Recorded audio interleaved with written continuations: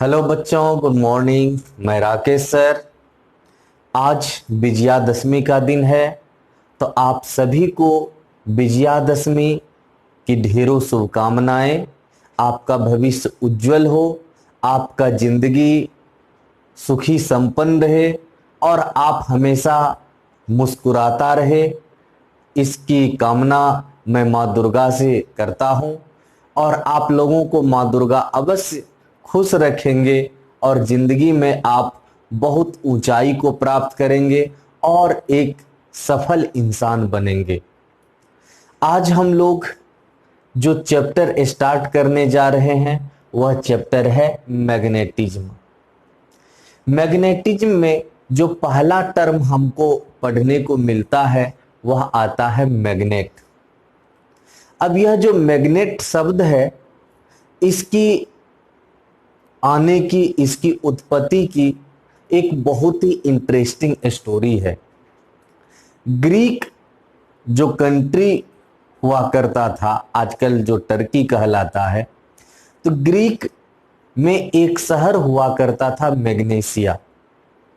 एक बार की बात है, एक गरेरिया अपना भेड़ को लेकर के घोड़े पर चढ़कर जंगल की ओर भेड़ को चराने निकला। वह जो गरेरिया था, शेपर्ड था, उसके जो छड़ी थे, उस छड़ी में लोहे का कील लगा हुआ था। वे जो जूता पहने हुए थे उसमें भी लोहे का कील था। जब वे जंगल पहुंचे और भेड़ को चरने के लिए छोड़ दिए और घोड़ा से उतरकर शेपर्ड जब इधर उधर घूमने लगे, तो उसी दौरान उसके साथ एक घटना घटी। यह घटना इस प्रकार की थी कि उसका जो छड़ी था जिसमें लोहे की कील लगी हुई थी, जब वह जमीन पर छड़ी को रखता था तो जमीन उसको क्या करता था, अट्रैक्ट कर लेता था। फिर जब वह अपना पैर वहां पर रखता था तो उसका पैर भी अट्रैक्ट हो जाता था अर्थ के द्वारा। अब उसे यह अजीब घटना लगा, उसने बहुतों को यह कहानी सुनाई। तब वहां पर जाकर के रिसर्च हुआ। बहुत रिसर्च के बाद पता चला कि वहां पर एक खास प्रकार का सब्सटेंस पाया जाता है, जो सब्सटेंस आयरन या अदर मैग्नेटिक मटेरियल्स को अपनी ओर अट्रैक्ट कर लेता है। अब क्वेश्चन आया कि जो सब्सटेंस आयरन को अट्रैक्ट कर रहा है उसका क्या नाम रखा जाए। तो यह जो सब्सटेंस था मिला किस शहर में था, मैग्नेसिया शहर में। इसी कारण उस सब्सटेंस का नाम रख दिया गया मैग्नेट। तो आज जो हम लोग मैग्नेट वर्ड यूज करते हैं, वास्तव में यह मैग्नेसिया शहर से आया है। कहां से? मैग्नेसिया शहर से। आज यह जो मैग्नेसिया शहर है, मैनीसा का एक मुख्य शहर कहलाता है, मैनीसा का। तो सबसे पहले the word magnet is given after the name of city Magnesia. यह जो मैग्नेट शब्द है ना, यह मैग्नेसिया शहर के नाम पर दिया गया है। अब चलते हैं मैग्नेट की तरफ। मैग्नेट क्या है? तो an object having both attractive and directive properties called magnet. ऐसा ऑब्जेक्ट जिसमें एट्रैक्टिव और डायरेक्टिव दोनों प्रॉपर्टी हो, मतलब अट्रैक्ट करने का भी प्रॉपर्टी हो और उसमें डायरेक्शन का भी प्रॉपर्टी हो, ऐसे ऑब्जेक्ट को हम लोग क्या कहेंगे? मैग्नेट कहेंगे।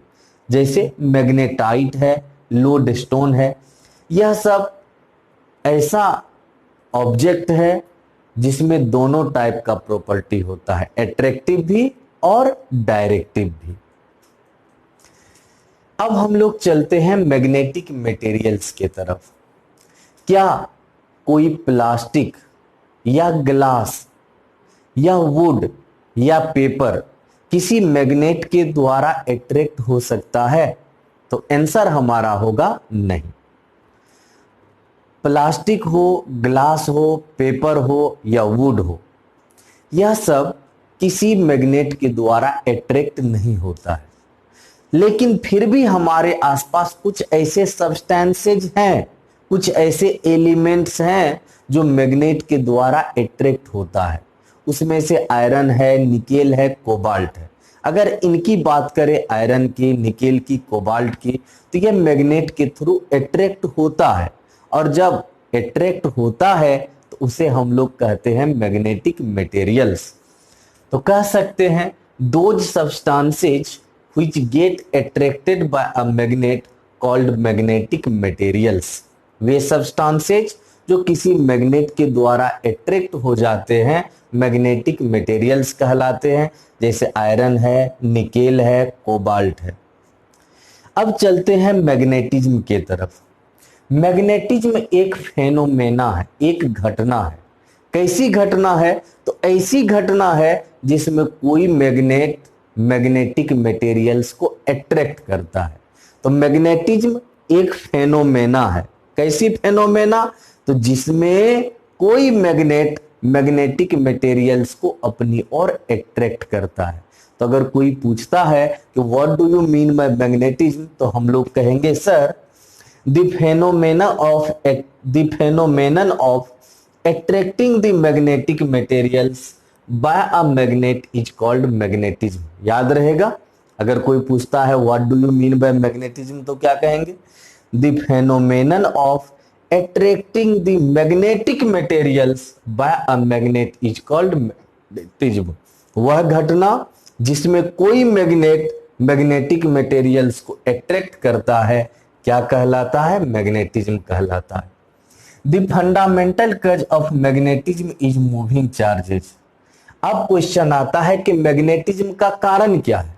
तो मैग्नेटिज्म का जो फंडामेंटल कारण है, फंडामेंटल रीजन है, वह है मूविंग चार्जेज। कौन सा चार्जेज? Moving charges. अब हम लोग चलेंगे टाइप्स ऑफ मैग्नेट की तरफ। फर्स्ट उसमें आ जाता है नेचुरल मैग्नेट। नेचुरल मैग्नेट में कौन कौन सा है? तो मैग्नेटाइट है Fe3O4, और सेकेंड है लोडस्टोन। लोडस्टोन को हम लोग यह लोडस्टोन भी लिख सकते हैं, इसे लीडिंग स्टोन भी कहा जाता है, ब्लैक स्टोन भी कहा जाता है, और किसिंग स्टोन भी कहा जाता है। तो नेचुरल मैग्नेट में कौन कौन सा आ गया? Magnetite, Fe3O4 and lodestone. Lodestone को यह लोडस्टोन भी कह सकते हैं, लीडिंग स्टोन भी कह सकते हैं, ब्लैक स्टोन भी कह सकते हैं, और किसिंग स्टोन भी कह सकते हैं। अब नेक्स्ट है हमारा मैनमेड और आर्टिफिशियल मैग्नेट। तो बच्चों, अब जो नेचुरल मैग्नेट के बाद हमारे पास सेकेंड टाइप है मैग्नेट का, वह है आर्टिफिशियल और मैन मेड मैग्नेट। अब सीधा सा बात है, मैन मेड मैग्नेट है तो इसे मैन ही बनाता होगा, हम ही लोग बनाते होंगे। इसमें देखते हैं कौन कौन सा आता है। फर्स्ट इसमें आता है बार मैग्नेट। यह एक बार मैग्नेट है, शेप इसका रेक्टेंगुलर होता है। नेक्स्ट है मैग्नेटिक नीडल और कंपास। यह मैग्नेटिक नीडल है, इसे हम लोग कंपास भी बोलते हैं।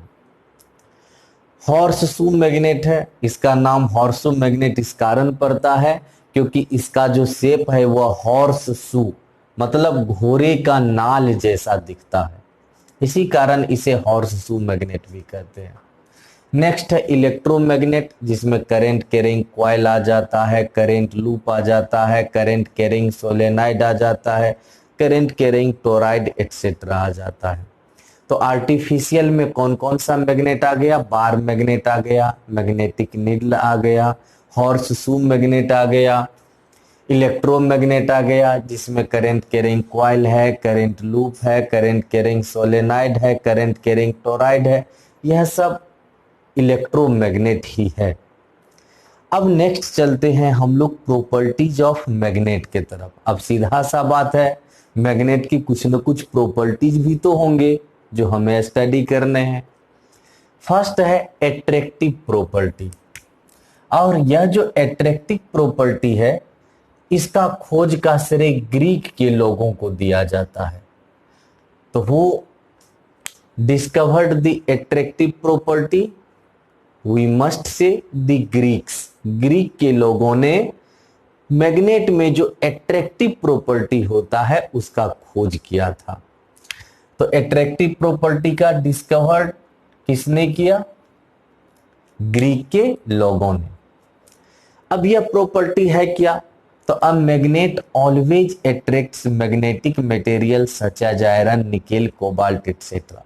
तो हम लोग देखते हैं कि कोई भी मैग्नेट जो है ना, वह मैग्नेटिक मटेरियल जैसे आयरन, निकेल, कोबाल्ट एक्सेट्रा को अट्रैक्ट करता है।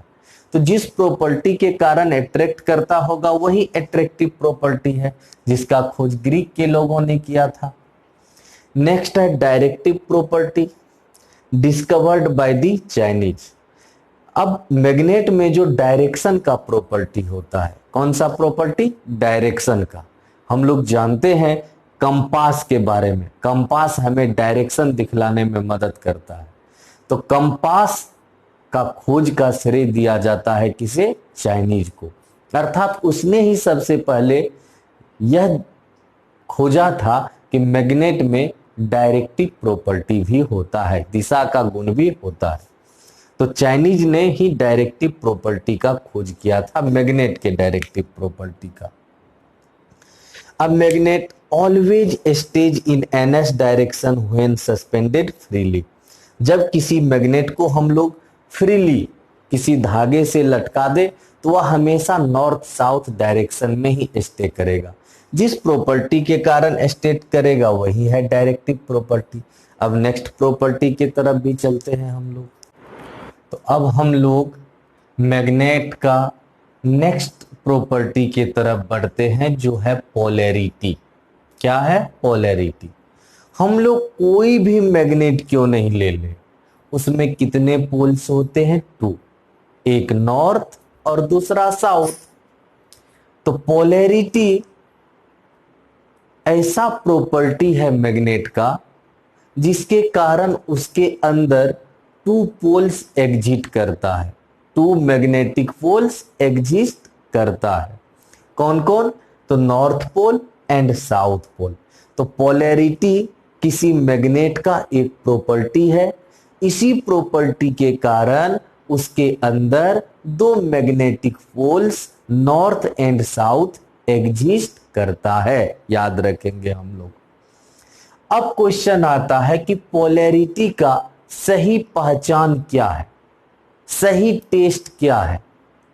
तो पोलैरिटी का अगर हम टेस्ट करना चाहते हैं तो उसका श्योर टेस्ट होता है रिपल्सन से, अट्रैक्शन से नहीं होता है। तो अगर कोई पूछता है कि एक बात बतलाइए, पोलैरिटी का श्योर टेस्ट क्या है, अट्रैक्शन या रिपल्सन? तो हम लोग कहेंगे रिपल्सन। क्यों?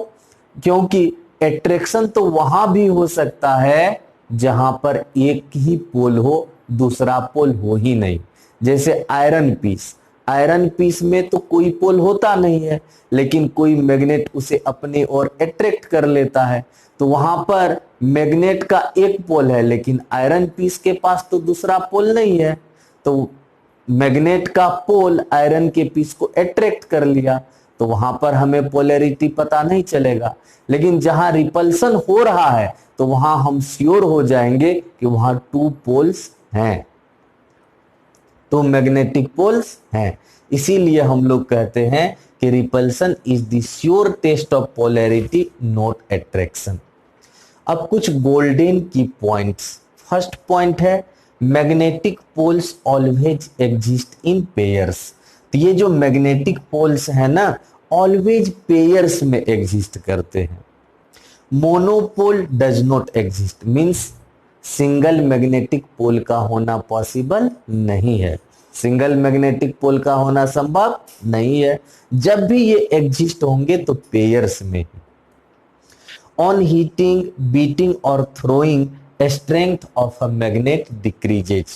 अगर किसी मैग्नेट को हम या तो बीट करें मतलब पीटे, या हीट करें, या उसे तेजी से फेंक दे, थ्रो करें, तब उसका जो स्ट्रेंथ होता है वह कम हो जाता है, डिक्रीज कर जाता है।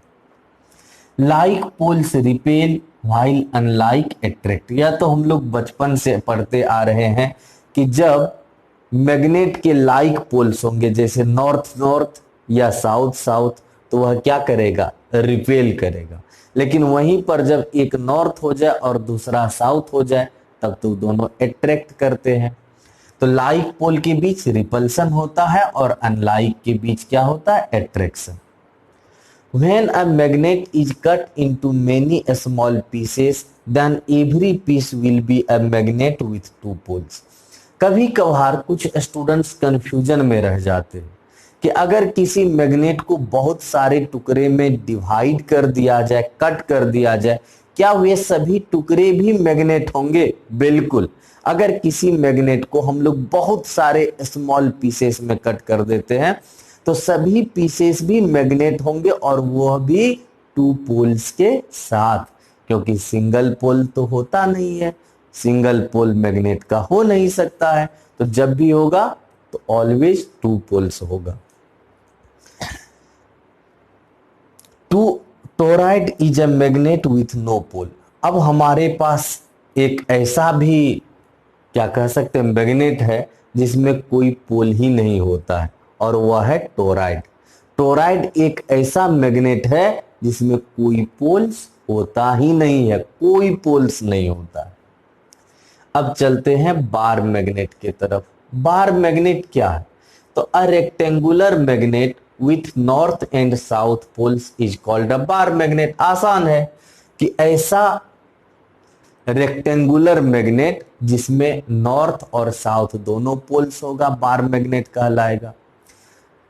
मेरे पास तो हॉर्सू और बार मैग्नेट भी दोनों है, और कंपास भी है। अगर मौका मिलेगा तो नेक्स्ट क्लास में जरूर हम दिखला देंगे। तो rectangular magnet with N and S poles is called a bar magnet. यह एक बार मैग्नेट है क्योंकि शेप इसका रेक्टेंगुलर है और दोनों पोल्स है इसके पास, नॉर्थ एंड साउथ। अब चलते हैं मैग्नेटिक लेंथ की तरफ, जिसे हम लोग 2L से डिनोट करते हैं। यह मैग्नेटिक लेंथ क्या है? अब देखा यह गया है कि कोई भी जो मैग्नेट होता है ना, पोल वास्तव में उसके दोनों एंड पर नहीं होता है, थोड़ा अंदर होता है।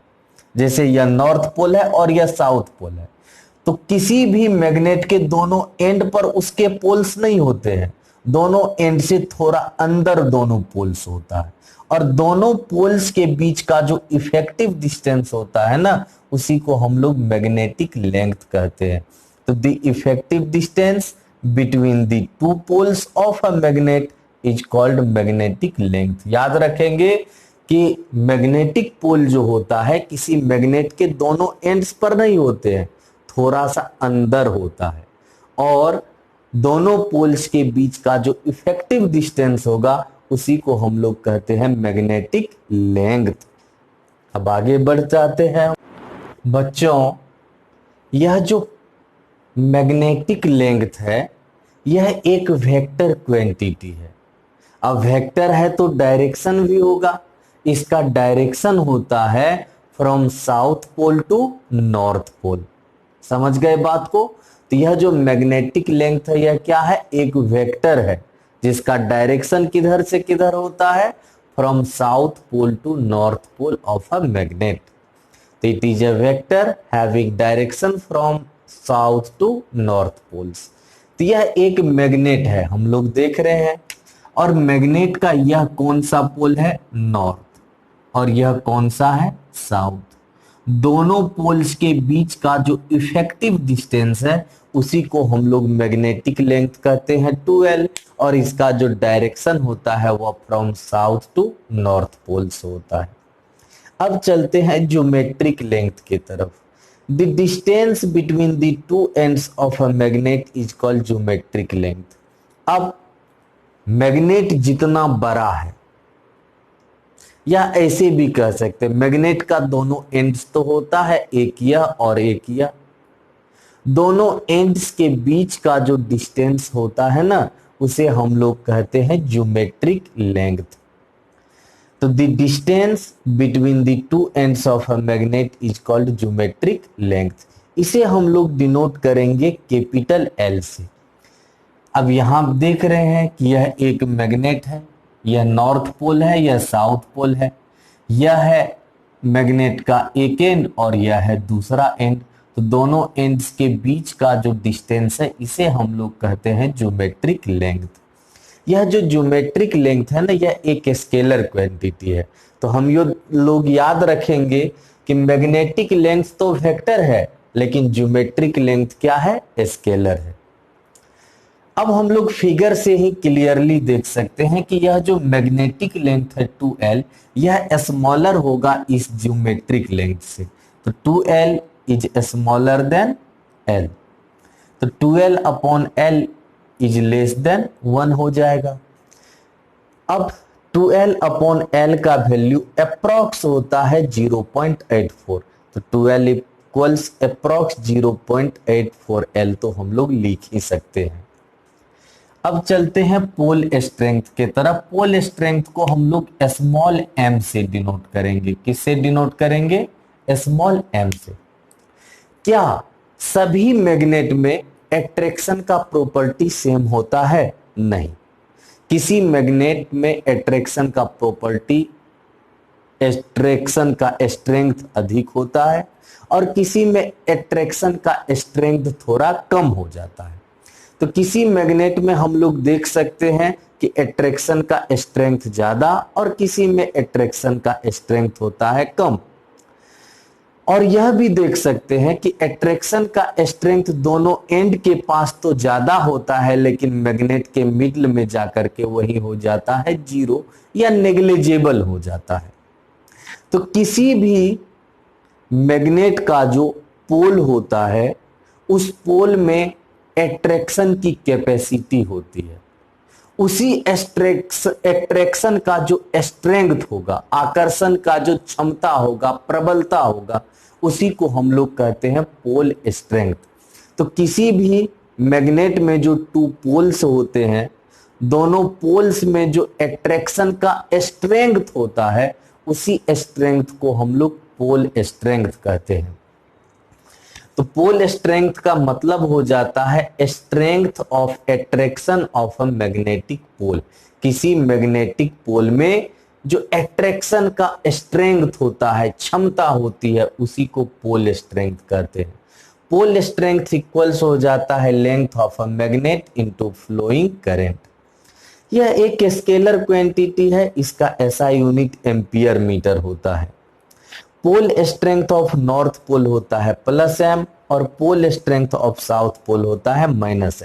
तो किसी मैग्नेट के नॉर्थ पोल का पोल स्ट्रेंथ क्या होगा? +m और साउथ पोल का पोल स्ट्रेंथ क्या होगा? -m। अब और आगे बढ़ते हैं हम लोग। अब यह एक मैग्नेट है और इस मैग्नेट का यह है नॉर्थ पोल और यह है south pole.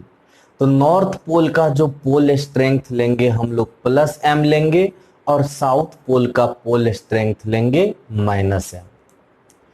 Pole strength is maximum at the poles. हम लोग याद रखेंगे कि यह जो पोल स्ट्रेंथ है ना, यह पोल्स पर मैक्सिमम होता है, जबकि अगर मैग्नेट का मिडल में चले आए तो वह मिनिमम हो जाता है और कह सकते हैं अप्रॉक्स 0 हो जाता है। तो कहां पर पोल स्ट्रेंथ मैक्सिमम होगा? दोनों पोल्स पर। और कहां पर आकर के 0 हो जाता है? वह है मिडल में। तो pole strength is maximum at the poles while pole strength is minimum approx 0 at the middle point. अब हम लोग कूलम्स लॉ पढ़ेंगे मैग्नेटिज्म के लिए। इलेक्ट्रोस्टैटिक्स के लिए तो हम लोग पढ़ ही चुके हैं कूलम्स लॉ। अब हम लोग मैग्नेटिज्म के लिए भी देखेंगे कि कूलम्स लॉ क्या है। तो सबसे पहले हम लोग दो आइसोलेटेड मैग्नेटिक पोल्स ले लेते हैं। एक का पोल स्ट्रेंथ m1 है और दूसरा का पोल स्ट्रेंथ m2 है। तो एक पोल जो है उसका पोल स्ट्रेंथ m1 और दूसरा जो पोल है उसका पोल स्ट्रेंथ m2, और दोनों के बीच का सेपरेशन क्या ले लेते हैं? r। अब या तो यह दोनों एक दूसरे को अट्रैक्ट करेगा या रिपेल करेगा, तो वह अट्रैक्टिव या रिपल्सिव फोर्स कंसीडर कर लेते हैं Fm, मतलब मैग्नेटिक फोर्स।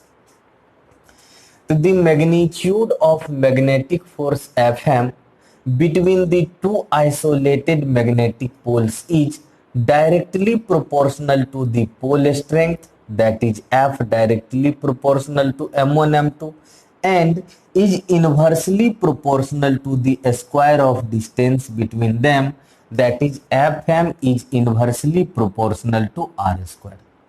अब यह जो मैग्नेटिक फोर्स है ना, यह डायरेक्टली प्रोपोर्शनल होता है पोल स्ट्रेंथ का, मतलब M1 M2 का। तो हम लोग Fm directly proportional to M1 M2 लिखेंगे, और यह फोर्स इनवर्सली प्रोपोर्शनल होता है इस डिस्टेंस के स्क्वायर का, मतलब R के स्क्वायर का। इसी कारण हम लोग लिखते हैं Fm inversely proportional to R square. अगर दोनों को देखा जाए तो दोनों का LHS सेम है, तो अगर कंबाइन करेंगे तो RHS मल्टीप्लाई हो जाएगा। तो combining the two we get Fm directly proportional M1 M2 upon R square. अगर इस प्रोपोर्शनैलिटी को हमें रिमूव करना है तो इसके बदले एक कांस्टेंट चाहिए, और यह कांस्टेंट है K। तो हम लोग K एक कांस्टेंट के प्रोपोर्शनैलिटी कांस्टेंट के रूप में ले लिए हैं। अब देखते हैं कि इस K का वैल्यू क्या होता है। वैक्यूम के लिए SI यूनिट में K का वैल्यू हो जाता है म्यू नोट अपॉन 4 पाई, जिसका वैल्यू 10 टू दी पावर -7 होता है। तो हम लोग याद रखेंगे कि वैक्यूम के लिए और किस यूनिट में, SI यूनिट में K का वैल्यू म्यू नोट अपॉन क्या हो जाएगा 4 पाई, जिसका वैल्यू 10 टू दी पावर -7 होगा।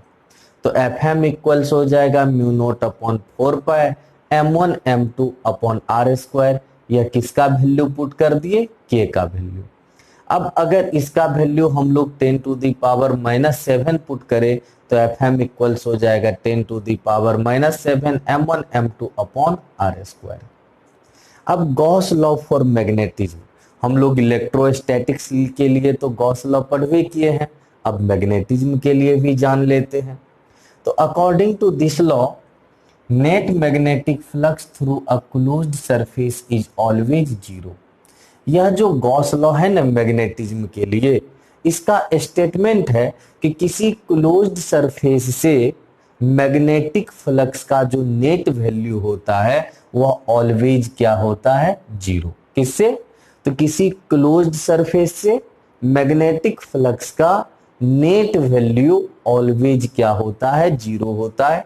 इसे हम लोग लिख सकते हैं area integral for closed surface B dot ds equals zero. तो यह है गॉस लॉ फॉर मैग्नेटिज्म। इसका प्रूफ हमें पढ़ने के लिए सिलेबस में नहीं दिया है, इसीलिए हम लोग यहां पर इसका प्रूफ नहीं पढ़ेंगे। अब चलते हैं मैग्नेटिक डायपोल की तरफ कि अब मैग्नेटिक डायपोल है क्या। तो यहां पर हम लोग देख सकते हैं कि 2 पोल्स हैं। यह कौन सा है, नॉर्थ, और यह कौन सा है, साउथ। तो 2 पोल्स हैं, दोनों का स्ट्रेंथ है इक्वल एंड अपोजिट। कितने पोल्स है, 2। दोनों का जो स्ट्रेंथ है इक्वल एंड अपोजिट है, इसी को हम लोग कहते हैं मैग्नेटिक डायपोल। तो अगर कोई पूछता है कि आप मैग्नेटिक डायपोल से क्या समझते हैं, तो कहेंगे सर देखिए, जब 2 equal and opposite magnetic poles, 2 equal and opposite magnetic poles जब एक दूसरे से कुछ डिस्टेंस पर होते हैं, तब हम लोग उसे कहते हैं मैग्नेटिक डायपोल। तो 2 equal and opposite magnetic poles separated by certain distance is called a magnetic dipole. तो जब 2 इक्वल और अपोजिट मैग्नेटिक पोल्स कुछ डिस्टेंस पर होंगे, तब वह मैग्नेटिक डायपोल का निर्माण करेंगे। जैसा कि यहां हम लोग देख सकते हैं, दोनों इक्वल और अपोजिट मैग्नेटिक पोल्स हैं और दोनों कुछ डिस्टेंस पर हैं, इसी कारण हम लोग इसे मैग्नेटिक डायपोल कह सकते हैं। एग्जाम्पल के लिए बार मैग्नेट है, कंपास है, करंट कैरिंग सोलेनाइड है, यह सब मैग्नेटिक डायपोल है। अब चलते हैं मैग्नेटिक मोमेंट की तरफ, जिसे कैपिटल एम, और यह वेक्टर क्वांटिटी है तो एरो तो लगाना होगा वेक्टर का सिंबल। अब देखते हैं यह मैग्नेटिक मोमेंट है क्या। यहां पर हम लोग देख रहे हैं कि यह जो मैग्नेटिक डायपोल है, यह जो मैग्नेटिक डायपोल है, इसका पोल स्ट्रेंथ कितना है, एम है। और प्लस माइनस जो है यह तो अपोजिट पोल्स को न रिप्रेजेंट कर रहा है। तो यह जो मैग्नेटिक डायपोल है इसका पोल स्ट्रेंथ है एम। और सपोज कर लेते हैं इसका मैग्नेटिक लेंथ कितना है, 12। तो जब इस पोल स्ट्रेंथ को मैग्नेटिक लेंथ से मल्टीप्लाई करते हैं तब जो क्वांटिटी हमें प्राप्त होती है वही है मैग्नेटिक मोमेंट। तो हम लोग कैसे डिफाइन कर सकते हैं इसे, the product of pole strength and magnetic length is called magnetic moment. The product of pole strength and magnetic length is called magnetic moment. अब हम लोग आगे बढ़ जाते हैं इससे। तो बच्चों मैग्नेटिक मोमेंट इक्वल्स हो जाएगा pole strength into magnetic length. तो capital M equals small M, क्योंकि पोल स्ट्रेंथ को तो हम लोग स्मॉल एम से डिनोट करते हैं, इनटू मैग्नेटिक लेंथ हो जाएगा 12। तो m equals small m into 12। यह एक वेक्टर है, और वेक्टर है तो इसमें डायरेक्शन भी होगा। इसका डायरेक्शन होता है from south to north poles. तो अगर कोई पूछता है कि मैग्नेटिक मोमेंट स्केलर है कि वेक्टर है, तो कहेंगे सर यह एक वेक्टर क्वांटिटी है और इसका डायरेक्शन होता है from south to north poles. अगर वेक्टर फॉर्म में लिखना हो तो vector m equals m into vector 12। इसमें वेक्टर का साइन नहीं देंगे क्योंकि यह एक स्केलर क्वांटिटी है। इसका ऐसा यूनिट होता है एम्पियर मीटर स्क्वायर। अब जीकेपी गोल्डन की पॉइंट्स, इसमें कुछ पॉइंट्स हम लोग नोट करेंगे। First, when a dipole magnet is cut into two equal parts along its axis or perpendicular to its axis, magnetic moment becomes half। अगर हमारे पास कोई dipole magnet हो, means magnetic dipole हो, और हम उसे क्या करें, या तो एक्सिस के अलोंग या एक्सिस के परपेंडिकुलर टू इक्वल पार्ट्स में कट कर दे, तो दोनों पार्ट का जो मैग्नेटिक मोमेंट होगा वह ओरिजिनल मैग्नेटिक मोमेंट का क्या हो जाएगा, हाफ। क्या हो जाएगा, हाफ।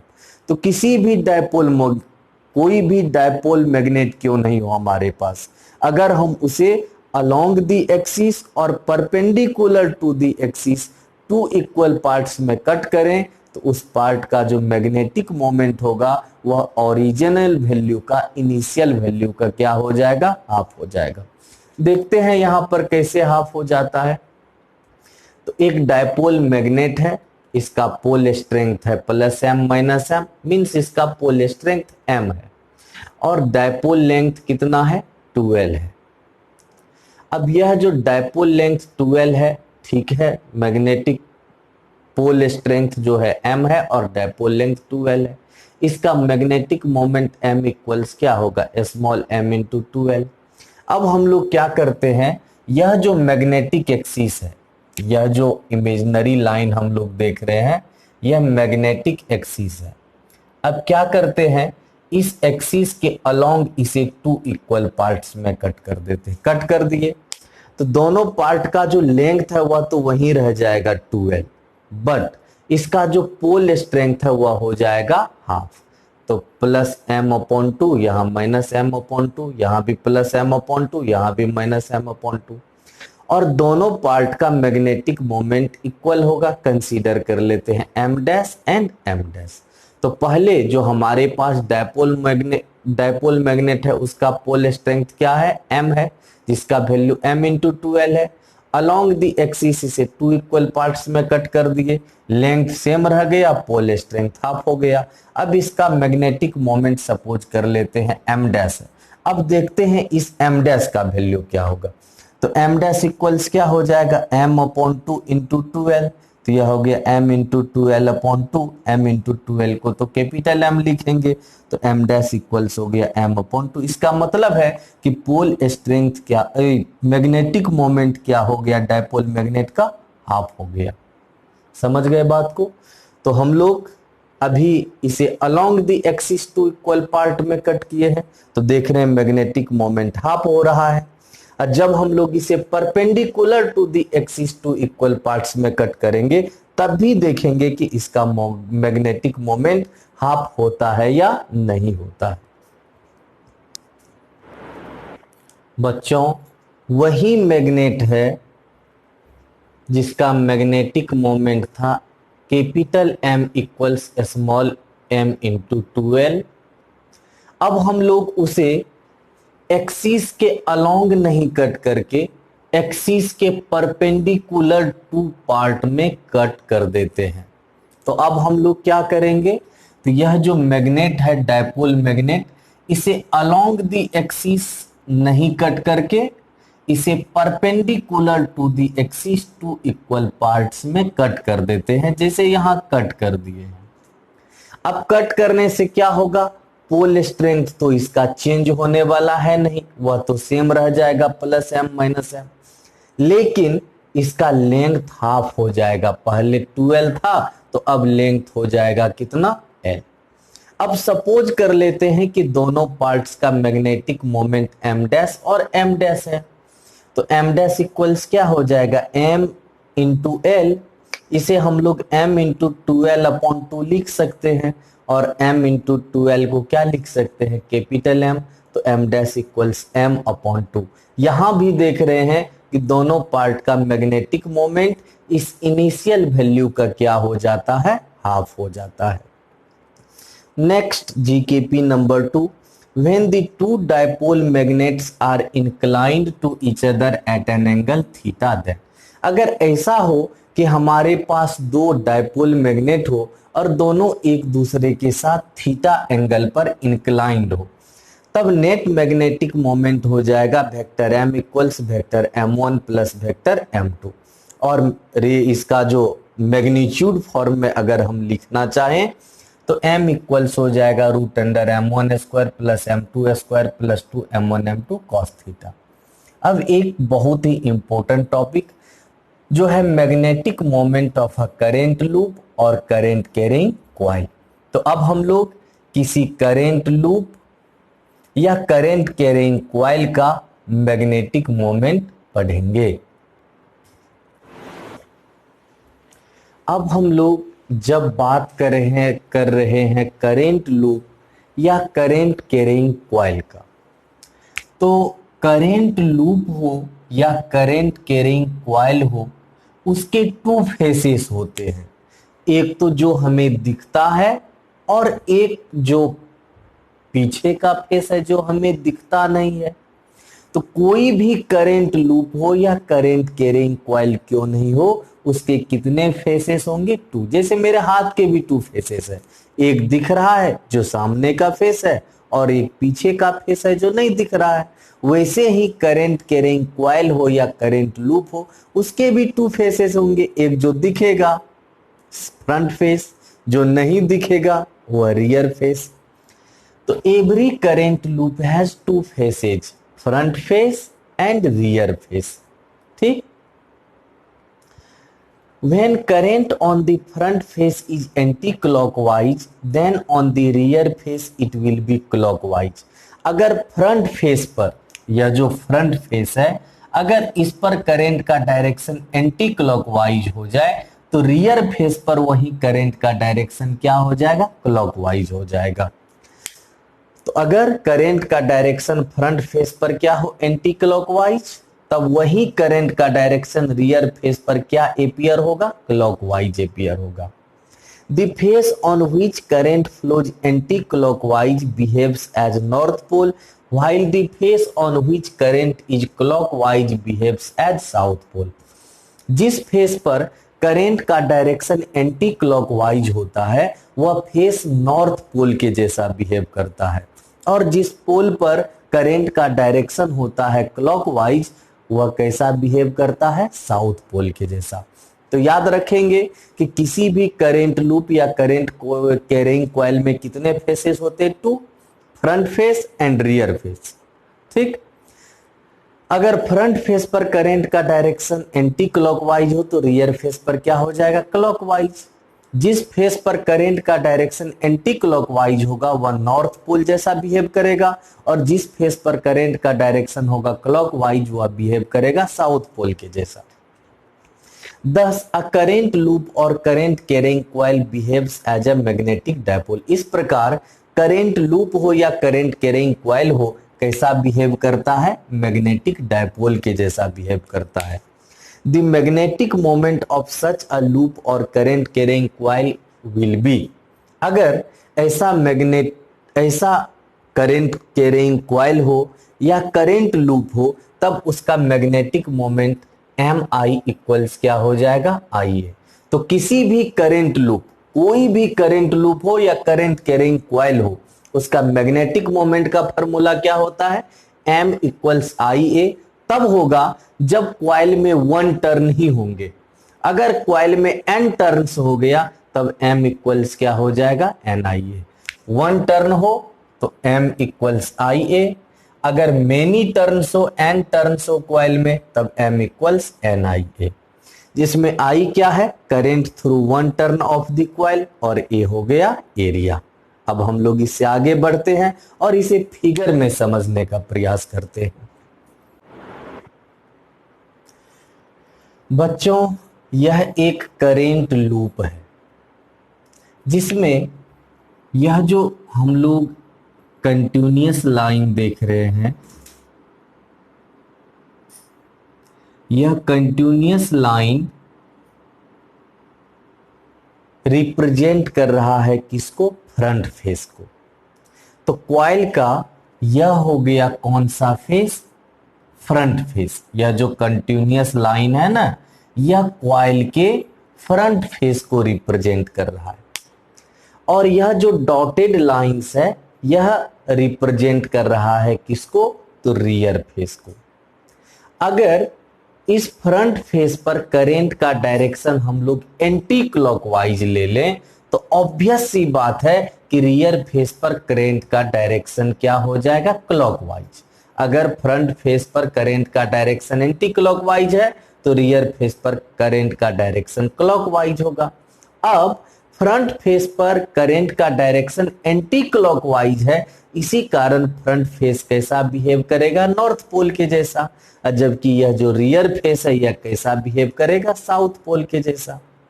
अब एक पॉइंट नोट करेंगे हम लोग, magnetic moment of a current loop और current carrying coil is an axial vector. कोई भी करंट लूप हो या करंट कैरिंग कॉइल हो, उसका जो मैग्नेटिक मोमेंट होता है ना, वह एक एक्सियल वेक्टर है। कौन सा वेक्टर है? Axial vector. क्वेश्चन भी कर देता कभी कभार कोई कि एक बात बतलाइए, करंट लूप हो या करंट कैरिंग कॉइल हो, उसका जो मैग्नेटिक मोमेंट है वह कौन सा वेक्टर होता है? तो हम लोग कहेंगे वह एक एक्सियल वेक्टर है, जिसका डायरेक्शन दिया जाता है राइट हैंड थंब रूल से। किस रूल से? राइट हैंड थंब रूल से। अब यह राइट हैंड रूल कहता क्या है? तो यह कहता है if curling fingers of right hand, if curling fingers of right hand are in the direction of current, then erected thumb will give the direction of magnetic moment। तो हमारा जो राइट हैंड है ना, इसके फिंगर्स को curl करना है current के डायरेक्शन में, और यह जो थंब है यह थंब मैग्नेटिक मोमेंट का डायरेक्शन को रिप्रेजेंट करेगा। फिंगर्स को किस डायरेक्शन में कर्ल करना है? करंट के डायरेक्शन में। तब यह जो थंब है यह थंब किस डायरेक्शन में होगा? मैग्नेटिक मोमेंट के डायरेक्शन में होगा। तो यहां पर हम एक करंट लूप लिए हैं, और इस करंट लूप में जो करंट का डायरेक्शन है क्या है? Anti clockwise. तो हम लोग क्या करेंगे? तो राइट हैंड के फिंगर्स को करंट के डायरेक्शन में कर्ल कर देंगे। अब यह जो थंब है यह किधर है? तो यह है perpendicular to the page, outward direction में है, परपेंडिकुलर टू द पेज और outward. Perpendicular to the page और आउटवर्ड जब हो तो उसे ऑन टू दी पेज कहते हैं। क्या कहते हैं? On to the page. ऐसे है डायरेक्शन। थंब किधर जा रहा है? बाहर की ओर जा रहा है ना, आउटवर्ड जा रहा है ना। तो हम लोग अगर direction perpendicular to the page और आउटवर्ड हो जाए तो उसे कहा जाता है ऑन टू दी पेज। और ऑन टू दी पेज को कैसे रिप्रेजेंट करते हैं? तो एक डॉट को इनसर्कल करके, क्या करके? इस डॉट को इनसर्कल करके हम लोग रिप्रेजेंट करते हैं ऑन टू दी पेज को। तो यहां मैग्नेटिक मोमेंट का direction on to the page होगा, मतलब पेज का परपेंडिकुलर और आउटवर्ड। यहां पर वही करंट लूप है, लेकिन करंट का डायरेक्शन क्या है? क्लॉकवाइज। अब फिंगर्स को क्लॉकवाइज हम लोग कर्ल कर देंगे, तो यह जो थंब है किधर जा रहा है? तो perpendicular to the page and inward, अंदर की ओर। और जब अंदर की ओर जाएगा तो इसे इनटू दी पेज कहते हैं। और इसे हम लोग कैसे रिप्रेजेंट करते हैं? तो क्रॉस को इनसर्कल करके। तो क्रॉस को अगर इनसर्कल कर देंगे तो वह इनटू दी पेज यानी अंदर की ओर हो गया, और अगर डॉट को इनसर्कल कर देंगे तो वह ऑन टू दी पेज हो गया, मतलब बाहर की ओर हो गया। अब हम लोग एक नेक्स्ट इंपॉर्टेंट टॉपिक को देखते हैं। अब हम लोग एक बहुत ही इंपॉर्टेंट टॉपिक को पढ़ने जा रहे हैं, जो है एटॉमिक मैग्नेटिज्म। यह एटॉमिक मैग्नेटिज्म है क्या? तो हम लोग एटम का नाम तो सुने हैं, बिल्कुल सुने हैं, कि कोई भी एटम हो उसका सेंटर को हम लोग न्यूक्लियस कहते हैं। और ऑर्बिट में कौन मूव करता है? इलेक्ट्रॉन। और हम लोग जानते हैं इलेक्ट्रॉन पर होता है चार्ज। इलेक्ट्रॉन एक चार्ज पार्टिकल है। तो जब इलेक्ट्रॉन ऑर्बिट में मूव करेगा तो सीधा सा बात है, यहां करंट भी तो फ्लो करेगा, क्योंकि चार्ज के फ्लो को ही तो हम लोग करंट कहते हैं। तो जब यहां चार्ज फ्लो कर रहा है ऑर्बिट में, इलेक्ट्रॉन मूव कर रहा है, तो इसमें करंट तो होगा ही होगा। तो यही कारण है कि जिस ऑर्बिट में इलेक्ट्रॉन मूव करता है वह ऑर्बिट बन जाता है एक करंट लूप। क्या बन जाता है? करंट लूप बन जाता है। और जब करंट लूप बन जाता है तो उस लूप के कारण न्यूक्लियस के पोजीशन पर यानी सेंटर पर एक मैग्नेटिक फील्ड क्रिएट हो जाता है। और जब मैग्नेटिक फील्ड क्रिएट हो जाता है तब इसी को हम लोग कहते हैं एटॉमिक मैग्नेटिज्म। क्या कहते हैं? Atomic magnetism. तो कोई भी एटम लेंगे, न्यूक्लियस होगा, ऑर्बिट में इलेक्ट्रॉन मूव करेगा, इलेक्ट्रॉन मूव करेगा जिस ऑर्बिट में, वह ऑर्बिट एक करंट लूप जैसा बिहेव करेगा। और जब यह करंट लूप जैसा बिहेव करेगा तब यह न्यूक्लियस के पोजीशन यानी सेंटर पर एक मैग्नेटिक फील्ड प्रोड्यूस हो जाएगा, और इसी घटना को हम लोग एटॉमिक मैग्नेटिज्म कहेंगे। तो a current is associated with an orbital electron. Orbit में जब इलेक्ट्रॉन मूव करेगा तो एक करंट भी फ्लो करेगा, due to which orbit behaves as a circular current loop. इसी कारण वह ऑर्बिट एक सर्कुलर करंट लूप के जैसा बिहेव करता है। And a magnetic field is produced at the nucleus position. और न्यूक्लियस के पोजीशन पर एक मैग्नेटिक फील्ड प्रोड्यूस हो जाता है। This is called atomic magnetism. अब हम लोग देख सकते हैं कि यह है न्यूक्लियस और यह क्या है? एक ऑर्बिट है। इस ऑर्बिट का रेडियस कितना है? r। इस ऑर्बिट में एक इलेक्ट्रॉन मूव कर रहा है, इलेक्ट्रॉन का मास m है और चार्ज e है। यह एंटी क्लॉकवाइज डायरेक्शन में मूव कर रहा है, किस वेलोसिटी से? v वेलोसिटी से। तो हम लोग जानते हैं इलेक्ट्रॉन पर नेगेटिव चार्ज होता है और करंट का जो डायरेक्शन होता है वह नेगेटिव चार्ज के फ्लो के अपोजिट होता है। तो यहां इलेक्ट्रॉन एंटी क्लॉकवाइज फ्लो कर रहा है, मूव कर रहा है, इसी कारण करंट का जो डायरेक्शन हो जाएगा वह हो जाएगा उसके अपोजिट यानी क्लॉकवाइज। तो अब करंट का डायरेक्शन जब ये यहां पर क्लॉकवाइज हो गया तो हम लोग समझ गए कि यह जो ऑर्बिट है यह बन गया एक करंट लूप। क्या बन गया? Current loop. अगर इलेक्ट्रॉन मूव कर रहा होता क्लॉकवाइज डायरेक्शन में तो करंट का डायरेक्शन क्या होता, एंटी क्लॉकवाइज होता, हमेशा अपोजिट, क्योंकि इलेक्ट्रॉन पर नेगेटिव चार्ज है, जिधर इलेक्ट्रॉन फ्लो करेगा उसके अपोजिट करंट का डायरेक्शन होगा। तो यह जो ऑर्बिट है इसका रेडियस r लिए है, यह तो न्यूक्लियस हो गया। यहां पर एक इलेक्ट्रॉन जिसका मास m है, चार्ज e है, v वेलोसिटी से मूव कर रहा है एंटी क्लॉकवाइज डायरेक्शन में। तो ऑर्बिट में जो करंट फ्लो करेगा उसका डायरेक्शन इलेक्ट्रॉन के फ्लो के अपोजिट यानी क्लॉकवाइज हो जाएगा। अब यह बन गया एक करंट लूप। इसी लूप के कारण सेंटर पर मतलब न्यूक्लियस के पोजीशन पर एक मैग्नेटिक फील्ड प्रोड्यूस होगा जिसका वैल्यू होगा mu not I upon 2r। अब इसी फेनोमेनन को हम लोग एटॉमिक मैग्नेटिज्म कहेंगे। अब हम लोग पढ़ेंगे एलिमेंट्स ऑफ एटॉमिक मैग्नेटिज्म, जिसमें सबसे पहले आ जाता है टाइम पीरियड t। हम लोग जानते हैं टाइम इक्वल्स होता है डिस्टेंस अपॉन स्पीड। अब इलेक्ट्रॉन जब 1 रिवॉल्यूशन कंप्लीट करेगा तब कितना डिस्टेंस कवर करेगा वह, तो 1 रिवॉल्यूशन में जो डिस्टेंस कवर करेगा वह होगा 2πr, और स्पीड कितना कंसीडर किए हैं v, तो time period 2πr upon v। अब ऑर्बिटल करंट I, हम लोग जानते हैं करंट इक्वल्स होता है चार्ज अपॉन टाइम, तो I इक्वल्स इलेक्ट्रॉन का चार्ज है तो E लेंगे और टाइम कितना है t। अब E तो E ही रहेगा, t का वैल्यू पुट कर सकते हैं 2πr अपॉन v, तो I इक्वल्स हो जाएगा EV अपॉन 2πr। अब नेक्स्ट थर्ड पॉइंट के तरफ चलते हैं। अब नेक्स्ट थर्ड पॉइंट में हम लोग पढ़ेंगे magnetic induction at the nucleus position B.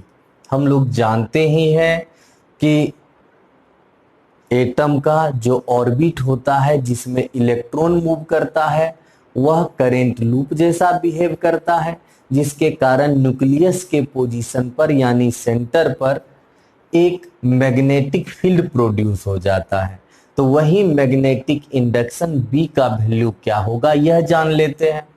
तो B इक्वल्स होता है म्यू नोट आई अपॉन 2r। यहाँ I का वैल्यू हम लोग अभी तुरंत पढ़े हैं EV अपॉन 2πr, 2r तो रहेगा ही रहेगा, तो B इक्वल्स हो गया mu naught EV upon 4πr²। यही हो गया मैग्नेटिक इंडक्शन का value eight the nucleus position. Angular momentum capital L, यह तो हम लोग फिजिक्स और केमिस्ट्री दोनों में कई बार पढ़ चुके हैं। L इक्वल्स होता है mvr। Next magnetic moment capital M, हम लोग जानते हैं कि यहाँ जो ऑर्बिट है वह करेंट लूप के जैसा बिहेव करेगा। तो करेंट लूप का जो मैग्नेटिक मोमेंट होता है थोड़ा ही देर पहले पढ़े हैं, m इक्वल्स आई इंटू ए, जिसमें a है एरिया ऑफ ऑर्बिट। तो I का वैल्यू हम लोग कितना पुट कर देंगे, EV अपॉन 2πr, और एरिया ऑफ ऑर्बिट, ऑर्बिट कैसा होता है, सर्कुलर होता है, तो सर्कल का एरिया क्या होगा πr², तो m इक्वल्स हो गया EVr अपॉन 2। अब relation between magnetic moment and angular momentum. अब हम लोग मैग्नेटिक मोमेंट और एंगुलर मोमेंटम में पढ़ेंगे ये रिलेशन। तो हम लोग जानते हैं कि मैग्नेटिक मोमेंट m इक्वल्स होता है EVr अपॉन 2। इसे स्मॉल m से रेशनलाइज कर देते हैं, मतलब स्मॉल m से मल्टीप्लाई भी और डिवाइड भी। तो इसे हम लोग लिख सकते हैं capital M equals E into mvr upon 2m। अब यह जो mvr है यह mvr किसका वैल्यू है, एंगुलर मोमेंटम का वैल्यू है। तो हम लोग यहाँ पर mvr के बदले एंगुलर मोमेंटम L लिख सकते हैं, तो m इक्वल्स हो गया EL अपॉन 2m। अगर इसको वेक्टर फॉर्म में लिखना हो तो vector m equals minus E vector L upon 2m। अब आगे बढ़ जाते हैं हम लोग। तो अभी जो हम लोग m और L के बीच रिलेशन में माइनस देखे थे, निगेटिव साइन देखे थे, यह निगेटिव साइन शो करता है कि मैग्नेटिक मोमेंट और angular momentum anti parallel axial vectors है। कौन सा vector, anti parallel axial vectors, means दोनों का डायरेक्शन एक दूसरे के अपोजिट है। तो अगर हमसे कोई पूछे भी कि मैग्नेटिक मोमेंट और एंगुलर मोमेंटम दोनों का डायरेक्शन क्या होता है, कहेंगे सर दोनों एंटी पैरेलल होता है, दोनों एंटी पैरेलल एक्सियल वेक्टर्स है। अब हम लोग पढ़ेंगे बोर्स मैग्नेटन म्यू बी। आसान है समझना। हम लोग जानते हैं जिस ऑर्बिट में इलेक्ट्रॉन रिवॉल्व कर रहा होता है, मूव कर रहा होता है, वह एक करंट लूप होता है। ठीक। अब हम लोग हाइड्रोजन एटम का फर्स्ट ऑर्बिट ले लेते हैं। अब हाइड्रोजन एटम का फर्स्ट ऑर्बिट भी तो एक करंट लूप होगा, होगा ना। हाइड्रोजन एटम का फर्स्ट ऑर्बिट भी एक करंट लूप होगा। ठीक।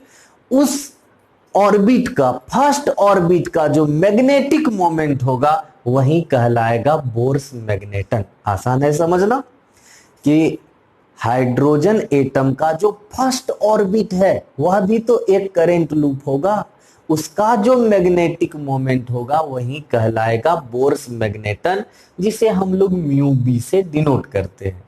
तो the magnetic moment associated with the first orbit of hydrogen atom is called Bohr's magneton. याद रखेंगे इसे, बहुत इंपॉर्टेंट क्वेश्चन है यह। The magnetic moment associated with the first orbit of hydrogen atom is called Bohr's magneton। अब हम लोग जानते हैं बोर के प्रिंसिपल से 11th क्लास में ही केमिस्ट्री में स्ट्रक्चर ऑफ एटम में पढ़े थे बोर्स प्रिंसिपल। तो according to Bohr L equals होता है NH अपॉन 2π, जिसमें N है नंबर ऑफ ऑर्बिट और H है प्लैंक्स कांस्टेंट। अभी हम लोगों ने पढ़ा है m equals EL upon 2m। अब यह जो L है, इस L का वैल्यू हम लोग पुट कर देंगे NH अपॉन 2π। तो m इक्वल्स हो गया NEH अपॉन 4πm। अगर हाइड्रोजन एटम का कौन सा ऑर्बिट हो, फर्स्ट ऑर्बिट, तो फर्स्ट ऑर्बिट के लिए n का वैल्यू 1 होता है और मैग्नेटिक मोमेंट m को m1 लिख देंगे, सेकेंड ऑर्बिट के लिए m2, थर्ड के लिए m3 लिखते। तो फर्स्ट ऑर्बिट के लिए m1 इक्वल्स n का वैल्यू कितना पुट कर देंगे, तो n का वैल्यू पुट कर देंगे 1। तो 1 इंटू EH अपॉन 4πm हो गया, तो m1 इक्वल्स हो गया EH अपॉन 4πm। अब यह जो मैग्नेटिक मोमेंट है, यह मैग्नेटिक मोमेंट किसका है, तो हाइड्रोजन एटम के फर्स्ट ऑर्बिट का है। तो हाइड्रोजन एटम के फर्स्ट ऑर्बिट का जो मैग्नेटिक मोमेंट है यह, इसी को हम लोग बोर्स मैग्नेटन म्यू बी कहते हैं। तो म्यू बी इक्वल्स हो जाएगा EH अपॉन 4πm। यह जो बोर्स मैग्नेटन है mu B is the least value of magnetic moment. यह जो म्यू बी है मैग्नेटिक मोमेंट का सबसे कम वैल्यू है। मतलब म्यू बी से कम मैग्नेटिक मोमेंट का वैल्यू हो ही नहीं सकता है।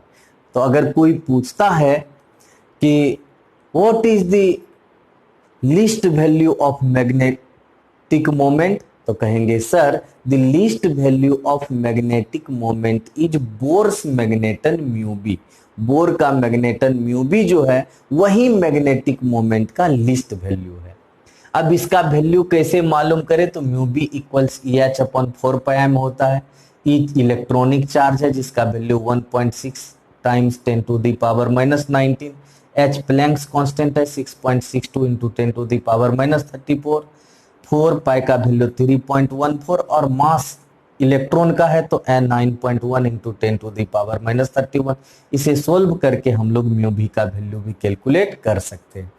तो आज का क्लास बच्चों हम लोग यहीं तक रहने देंगे। नेक्स्ट क्लास में फिर मिलते हैं, तब तक के लिए बाय।